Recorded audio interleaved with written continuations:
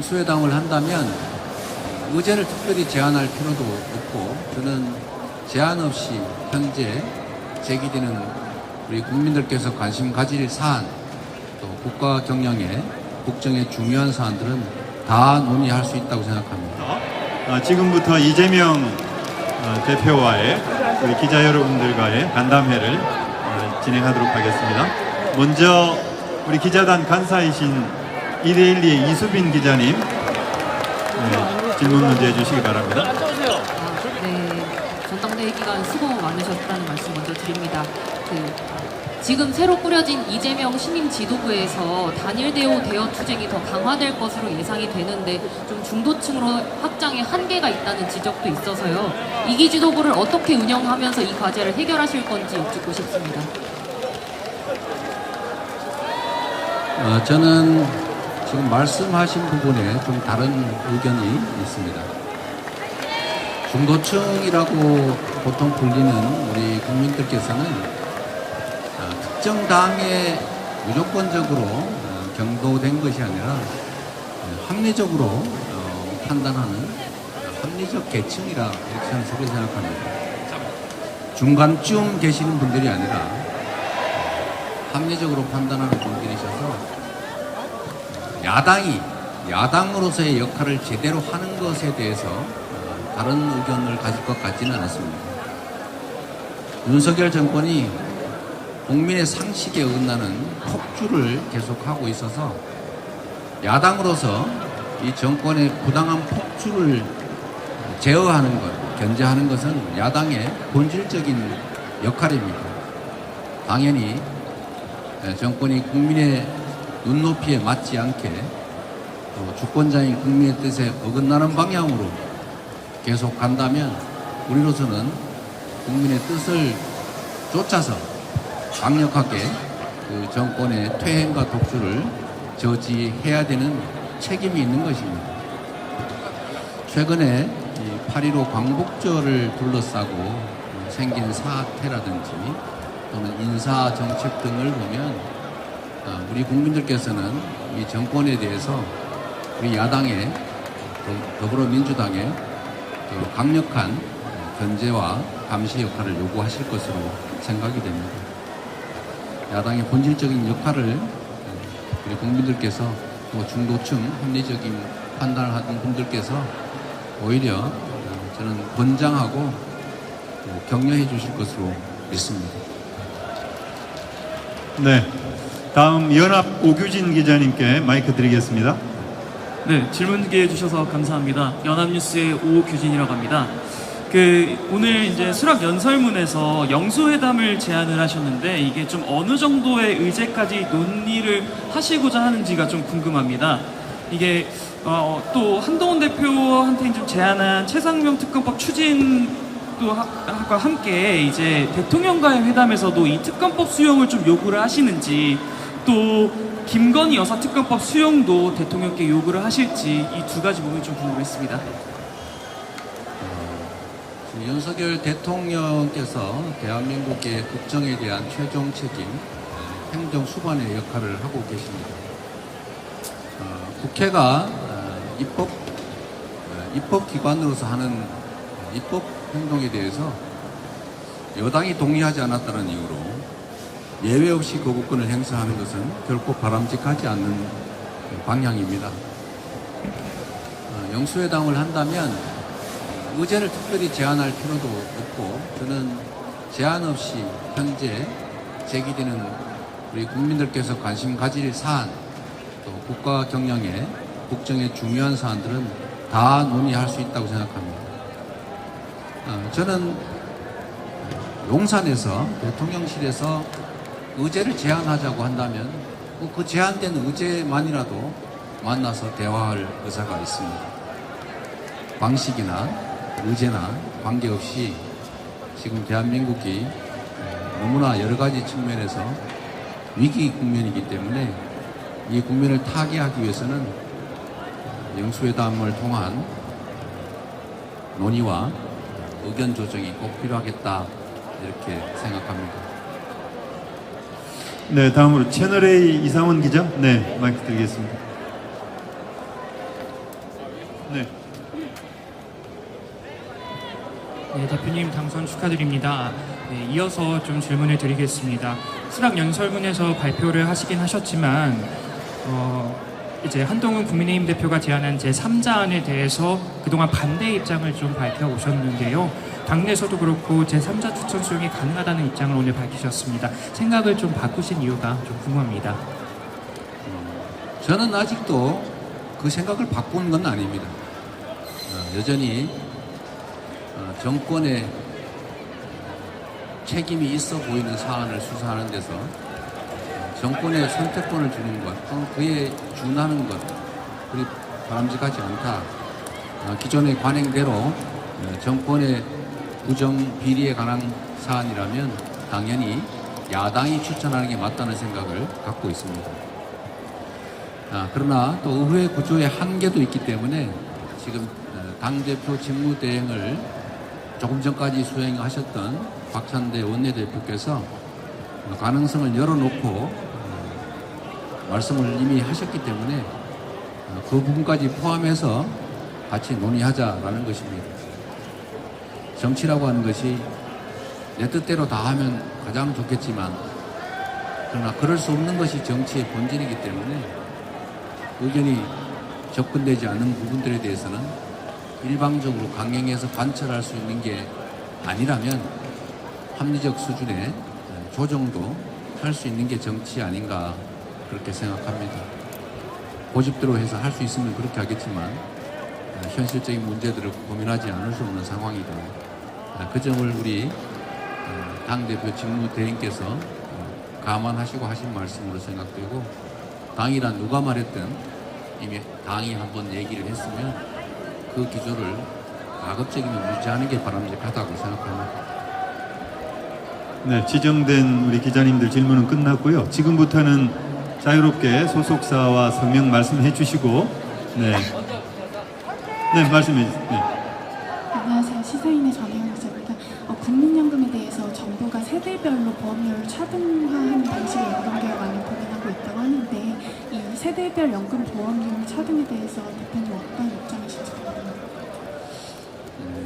제도라고 하는 것은 다 다양한 이해관계자들 사이에 의견이 다를 수가 있기 때문에 이제는 또 토론을 해봐야 되겠죠.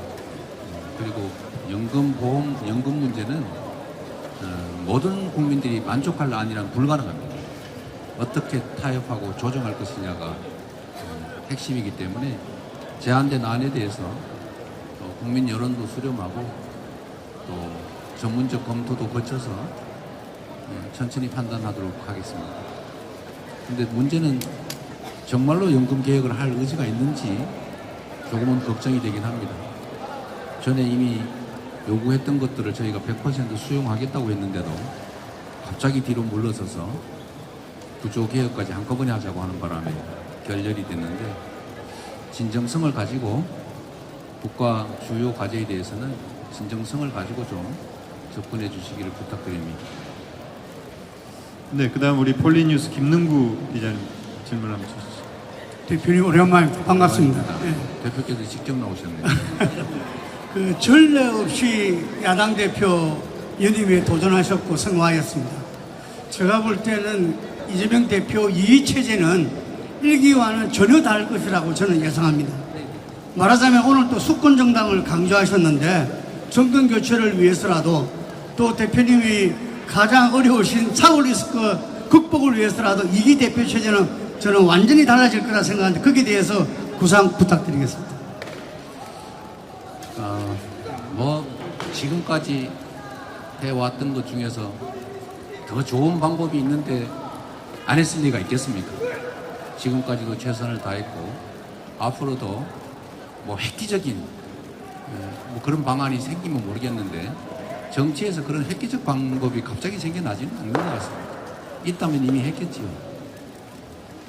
어쨌든 이 정권의 민생에 무관심한 폭주와 퇴행에 대해서 야당으로서 견제 감시 역할을 충직하게 해내고 또 거기에 더해서 우리가 가진 권한의 범위 내에서는 민생을 챙기고 또 한반도의 평화와 안보 또 외교에서의 국익을 제대로 챙길 수 있도록 최선을 다하도록 하겠습니다. 네, 저 마스크 쓰신 서울신문 기자님. 네, 저 서울신문 황인주 기자입니다. 대표님 당선을 축하드리고요. 이제 지명직 최고위원을 포함해서 앞으로 임명직, 당직 인선을 하셔야 하는데 좀 어떤 사안들을 중점으로 보실지, 특히 그런 개파 안배도 좀 고려 사항이 포함이 될지 여쭙습니다. 지금 수석 최고위원으로 당선되신 김민석 최고위원께서 자주 선거 과정에서 말씀하셨던 것처럼 이제 더불어민주당은 당원 중심 정당으로 확고하게 전환되고 있기 때문에 여의도 중심의 개파라고 하는 것은 별로 큰 의미를 갖기 어렵게 됐습니다.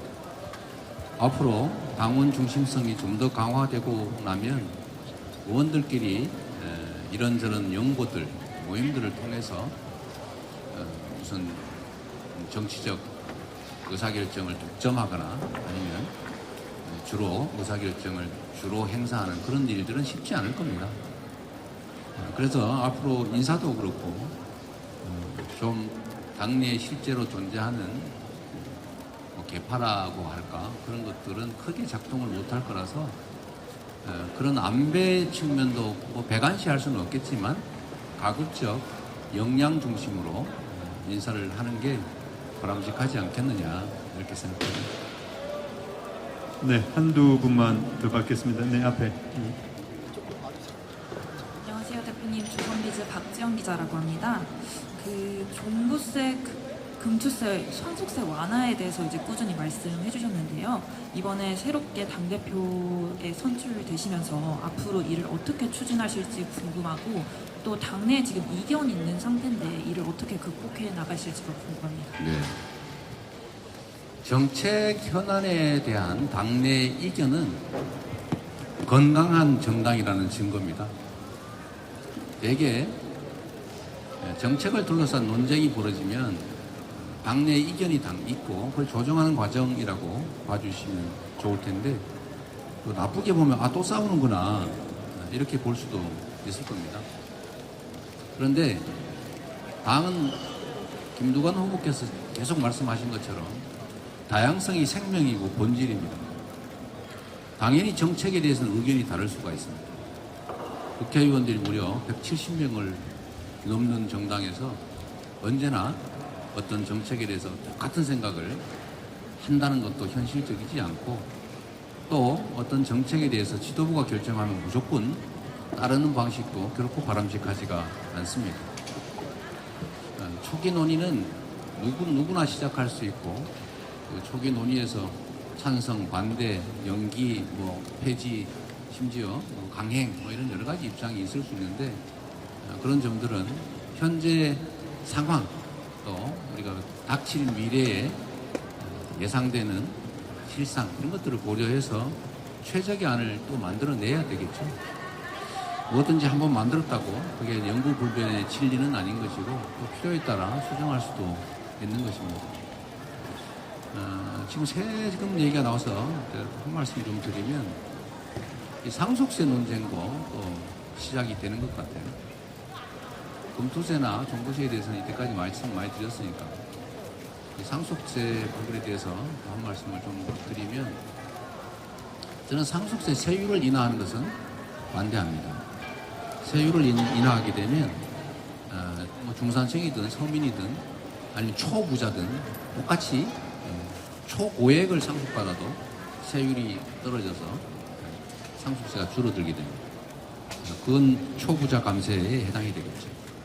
그러나 또 한편으로는 세금이 중산층을 어렵게 해서는 안 된다. 그 중산층 중에 예를 들면 서울에 집 한 채 가지고 있는데 갑자기 남편이 사망해서 상속을 받다 보니까 상속세가 일괄공제나 기초공제가 워낙 금액이 적어서 매덕 세금을 내지 않으면 그 집에서 쫓겨나는 상황이 발생할 수가 있습니다. 한 예로 든다면 서울이 작년에 사망한 분 중에서 15%가 집 때문에 상속세를 냈다고 하는데 하여튼 그런 집 한 채 가지고 있다가 갑자기 가족이 사망했는데 가족들이 세금 때문에 그 집에서 쫓겨나야 된다. 이런 상황을 막아야 되지 않겠어요? 그래서 저희가 생각하는 거는 세율은 건들 수 없고 배우자 공제, 일괄 공제 금액을 좀 조정하자. 지금 현재 일괄 공제 금액이 5억이고 배우자 공제액이 5억이라서 10억이 넘어가면 그 집값에 초과분에 대해서 세금을 한 40% 이렇게 내야 되기 때문에 그 집을 팔거나 쫓겨나는 상황이 발생합니다. 이런 불합리한 점들은 고치자. 일괄 공제를 5억으로 정한 게 28년이 지났다고 합니다. 28년 전의 물가나 그 집값 이런 걸 고려해 보면 지금 현재 특히 수도권이나 대도시 이런 데 집값을 고려할 때 가족 중에 누군가가 사망했는데 상속세 때문에 그 집에서 쫓겨나는 그런 일들은 없애는 방안을 강구해야 됩니다. 라는 점에서 일괄 공제나 배우자 공제 액수를 좀 올리자. 이런 거는 할 필요가 있다고 생각하고 있습니다. 네, 우리 전자신문 최기찬 기자. 네, 전자신문 최기찬 기자입니다. 네, 연임 축하드립니다. 지금 연임도전 선언에서도 그렇고 당대표 수락 연설에서도 그렇고 인공지능이나 과학기술 발전 투자를 좀 강조를 많이 하셨는데 특히 이제 연임도전 기자회견에서 인공지능 등을 비롯한 미래 먹거리 육성을 위해서 당내 기구 설치도 제가 당대표로 이제 재선되긴 했지만 당 운영을 또 제 마음대로 하면 안 되지 않습니까? 당에 이제 미래학자도 지금 들어와 있고 또 그 문제에 대해서 각별히 관심 있는 분도 많아서 당에 아직은 명칭도 정하지 못했지만 우리 사회가 가지고 있는 가장 심각한 문제 미래에 대한 비전이 없다 이런 점들을 고려해서 미래를 준비하는 일종의 기획위원회를 좀 실효적으로 제대로 좀 꾸려서 당의 정책이나 국정 비판 감시 활동에 활용해 볼 생각은 가지고 있습니다. 초안은 뭐 많이 검토는 하고 있는데 아직 구체적으로 얘기하기는 좀 섣부르고 우리 최고위원 여러분들하고도 좀 기본적인 상의를 드린 다음에 빠른 시간 내에 발표하도록 하겠습니다. 네, 중요한 질문 다 나온 것 같은데요. 우리 신화일보 기자님. 네, 안녕하십니까. 신화일보 김민지입니다. 연임 축하드립니다.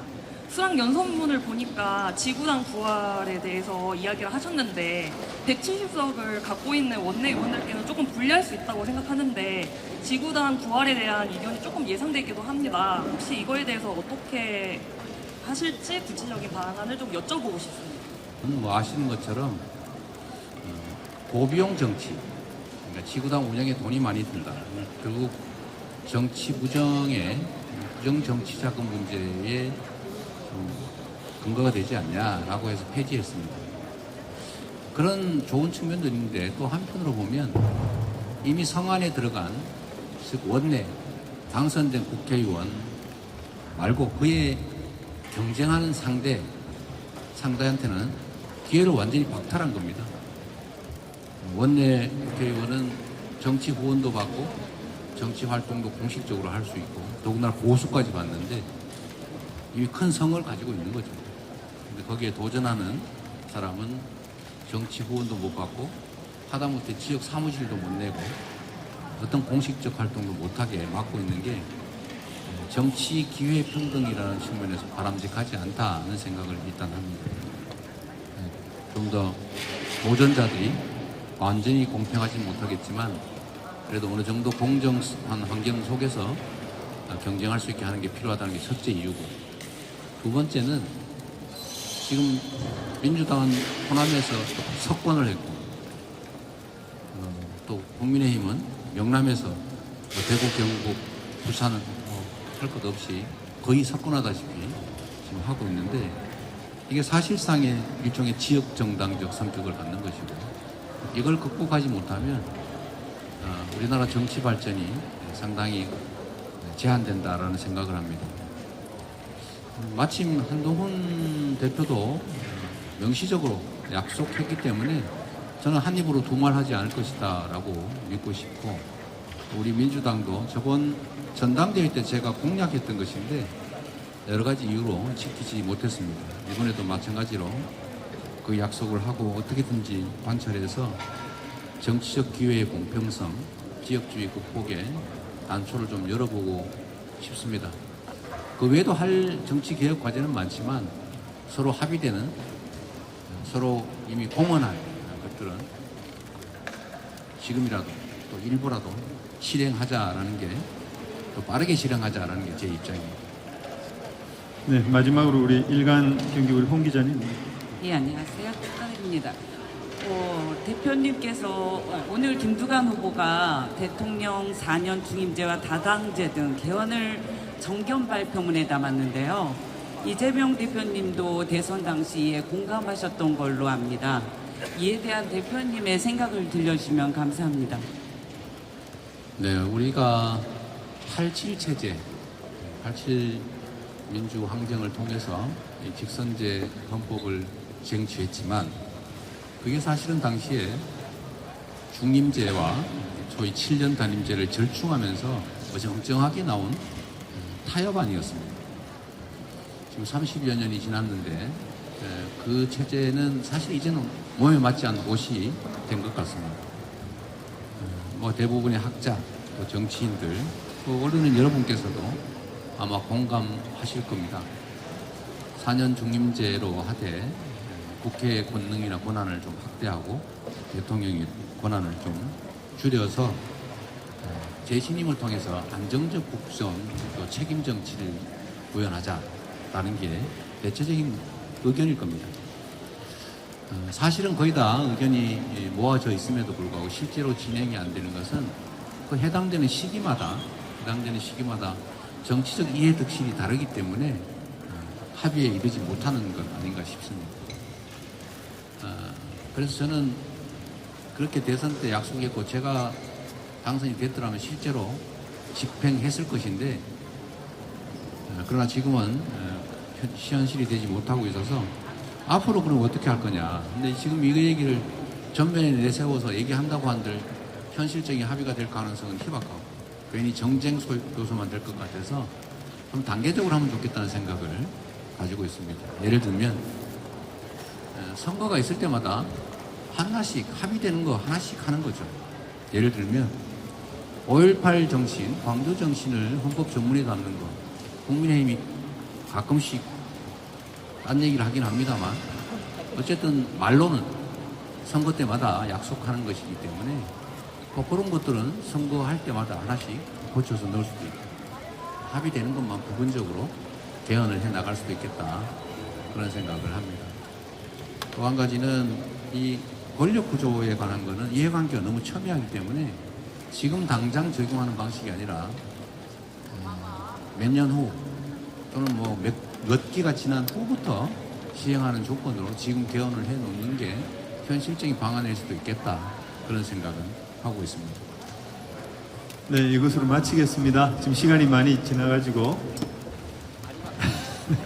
저 일어서서 손 드신 우리 기자님 질문 마지막으로 받도록 하겠습니다. 네, 안녕하세요. 저 뉴스토마토 김진양입니다. 먼저 연임을 축하드리고요. 오늘 조국혁신당에서 이제 축하 인사 전하면서 원내 교섭단체 완화 요청을 한 번 더 주셨어요. 그래서 이거에 대해서는 또 어떻게 생각하시는지 짧게 의견 부탁드립니다. 네, 저는 뭐 기본적으로 교섭단체 완화가 필요하겠다는 생각을 하고 있습니다. 역시 정치라고 하는 게 현실이어서 제 개인적인 뜻대로만 움직이는 건 아닌데 저희도 노력을 해보도록 하겠습니다. 네, 고맙습니다. 네, 여러분. 감사합니다. 네. 수고하셨습니다.